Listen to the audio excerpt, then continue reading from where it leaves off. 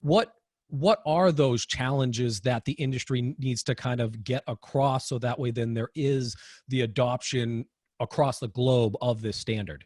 Yeah.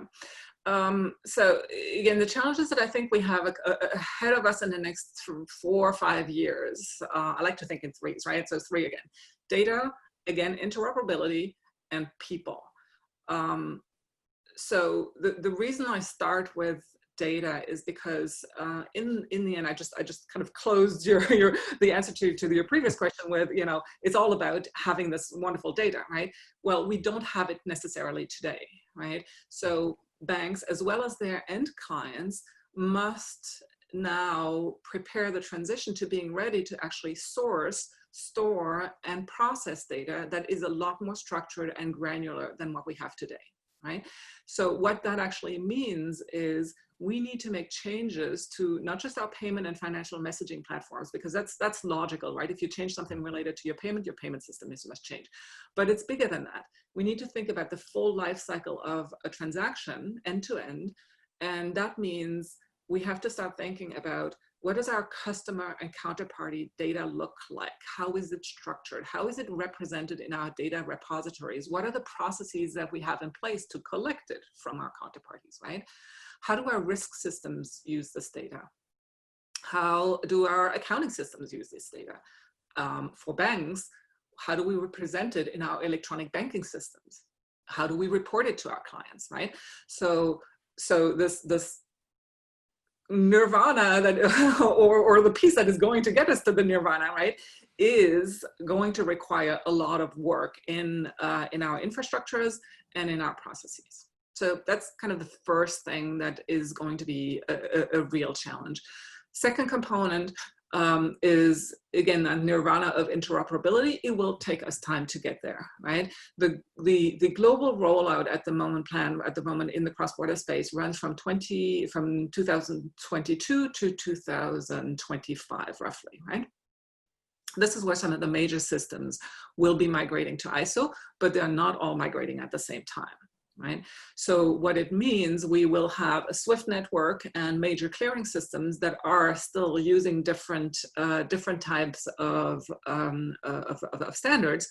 And you could argue, well, we have this today, what's the big deal?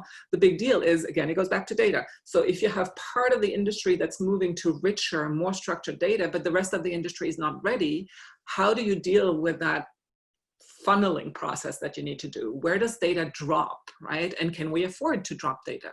If it's information that's relevant for the end parties, well, maybe it's not a good idea to drop it. And maybe if it's information that's relevant to our risk management processes, you want to be able to somehow cater for it.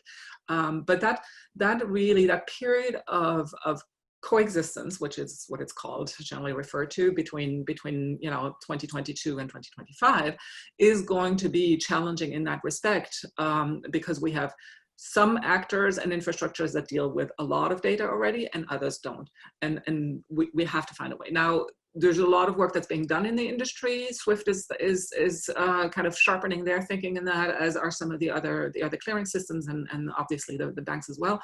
But it is going to be complex.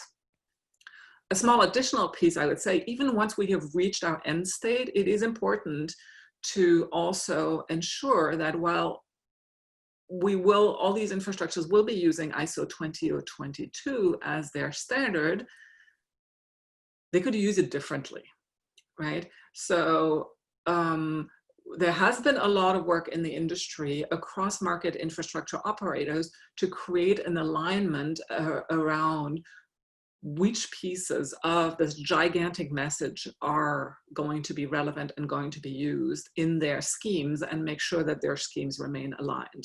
So that awareness is there in the industry, but we need to also make sure it's our collective responsibility to make sure that what we build and is nicely integrated at first remains as such, right?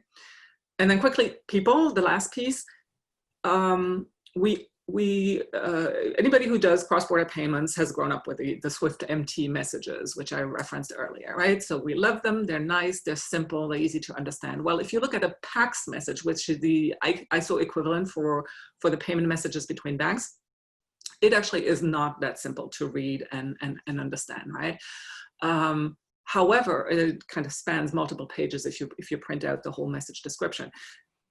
However, we need to make sure that in a first step, the people who actually do the transformation process understand this, but more importantly, in the longer run, everybody in our businesses that supports, the BAU environment of payments understands that as well.